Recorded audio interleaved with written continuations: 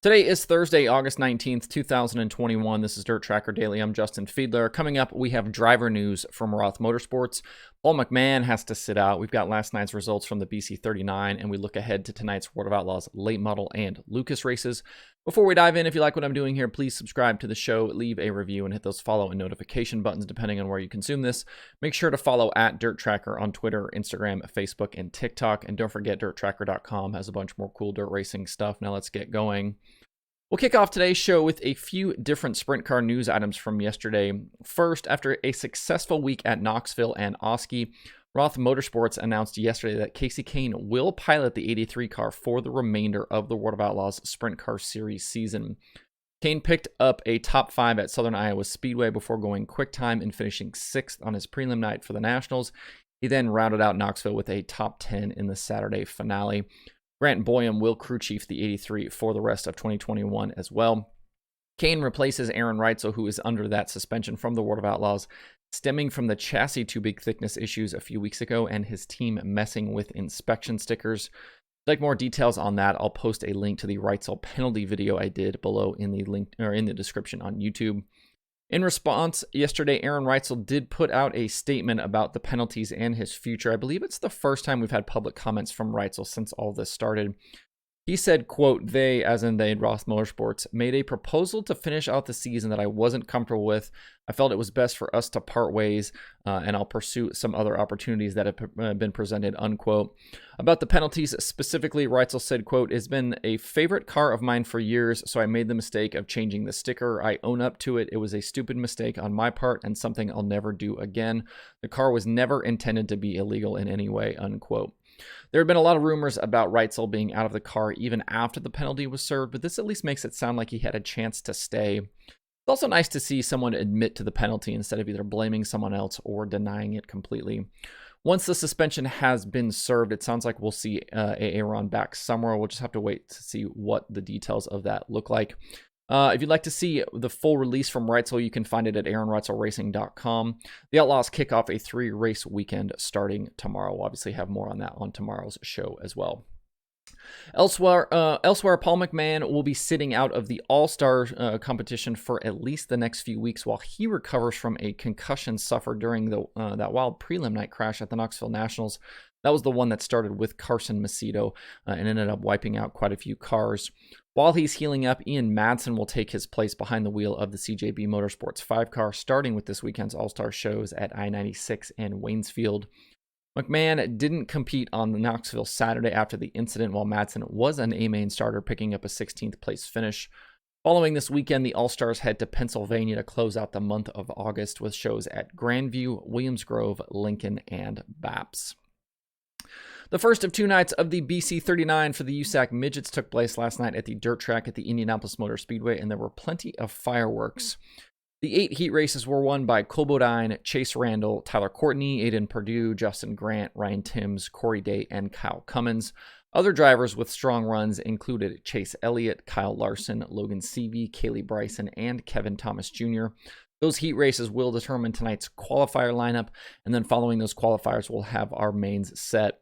Also last night was the Stoops Pursuit race, which eliminated drivers from the field every 5 laps during competition yellows. And something else I didn't realize is if you cause a caution during one of those 5-lap segments, you are also out of the race. Right at the start, we had a big pileup, which collected Ryan Newman, Chris Windham, Thomas Meseraull, Aiden Perdue, Buddy Kofoid, Ryan Timms, Corey Day, Chase Elliott, Kaylee Bryson, Logan Seavey, and Spencer Baston. Those drivers were all eliminated from the race before we even had a lap complete. The first competition yellow after 5 laps, we lost Chase Randall and Jerry Coons Jr. During the second segment, we lost Connor Daly and Cole Bodine to incidents, and then nobody after the 5 laps because Bodine was the leader to start round 2. In the third round, we lost Dazen Pursley to a spin while everyone else held serve, and then before the final round, we lost Tyler Courtney, Emerson Axum, and Chase Briscoe. That left 7 cars to battle it out over the final 5 laps for the win, with Kyle Cummins leading, Justin Grant 2nd, Kyle Larson 3rd, Tanner Thorson 4th, Brady Bacon 5th, Zeb Wise 6th, and JJ Yaley 7th.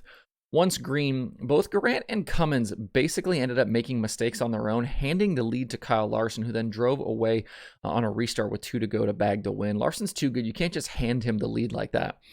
Thorson ended up finishing second with Bacon third, Grant fourth, and Wise fifth. I do think if Cummins doesn't spin coming to 2 to go there, he may have won it. I'm not sure Larson could have gotten enough momentum to get by him. Either way, though, it was a fun night. That Stoops Pursuit race, certainly an interesting format. And there's a bunch more to come tonight. Grandstands open at 4 p.m. with cars on track for hot laps at 4:30. Last night with the Summer Nationals, Bobby Pierce continued his hot summer, picking up win number 13 of 2021 and his 40th career Hell Tour victory.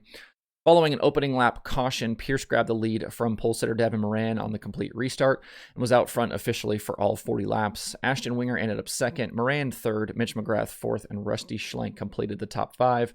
A crash and a 21st place result for Tanner English pushes him further behind Pierce in the standings and all but guarantees the smooth operator his 4th series championship. In the modified race, Will Krupp led all but the first lap to go back-to-back at Butler Motor Speedway in modified nationals competition. He held off the field on a late restart and drove away to win over Hunt Gossam, Dylan Nussbaum, Chad Bauer, and Brandon Bollinger. Nick Hoffman will be the eventual series champion, but he isn't competing in this final week as he will again be behind the wheel of the Scott Bloomquist late model this weekend at Batesville with Lucas. Just 3 Hell Tour races remain, with action shifting to I-96 Speedway tonight. For more info, visit DIRTRACKR Both national late model tours have busy weekends on tap that start tonight.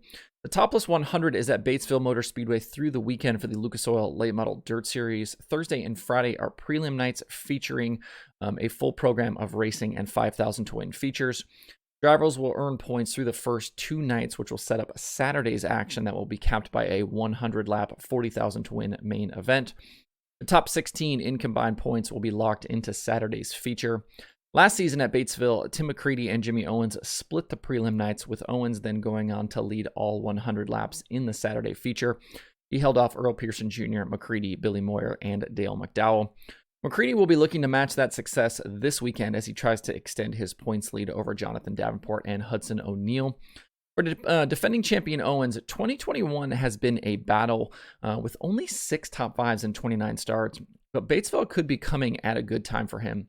He's on a run of 3 straight 4th place finishes, and this is as good a track as any for Owens to break through this year. With the World of Outlaws late models, they begin a 4-race weekend tonight at the Orange County Fair Speedway in New York. When they roll in, though, they will be missing a series regular. Cade Dillard, who currently has 2 wins and sits 6th in the standings, announced via his social media yesterday that he is dropping off the tour full-time. According to his post, he wanted to miss tonight's Outlaw show to be there for his daughter's first day of school, but couldn't work out a solution with the series that would allow him to keep his full-time status.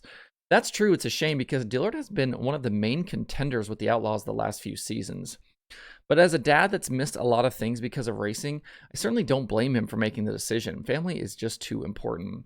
Going forward, Dillard will pick and choose his schedule, which will start this weekend with him racing the Topless 100 with Lucas.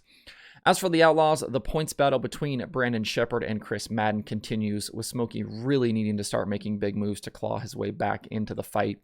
He's currently 102 points behind Bishop and is running out of races. Joining the freight tonight are regular modified runners Stuart Friesen and Max McLaughlin. Friesen will be behind the wheel of his Halmar team's Longhorn chassis that has been out a few times this season, including a 7th place finish with Lucas at Bubba Raceway Park in February. Max will be in a car owned by Boom Briggs, making his series debut. Both the Outlaws and Lucas races will be streamed live if you can't attend. And speaking of that streaming schedule, it's a busy day on the services with 12 different shows on the docket for today. Dirt Track Digest has weekly action from Mohawk. Dirt Vision has the World of Outlaws late models at Orange County and the Summer Nationals. Flow Racing has night 2 of the BC39 plus IMCA Racing from 141. Weekly action at Kossuth County and Flow 24/7. Map TV Plus has the first night of the Topless 100, and there are 4 local shows on Speed Sport. To see the full daily streaming schedule with links to watch, visit DIRTRACKR.com/watch tonight. That's it for the show today. Hope you have a good Thursday. If you have thoughts about the topics on today's show, please leave them in the comments below or tweet at me. Thanks everybody for tuning in. We'll see you tomorrow for more Dirt Tracker Daily.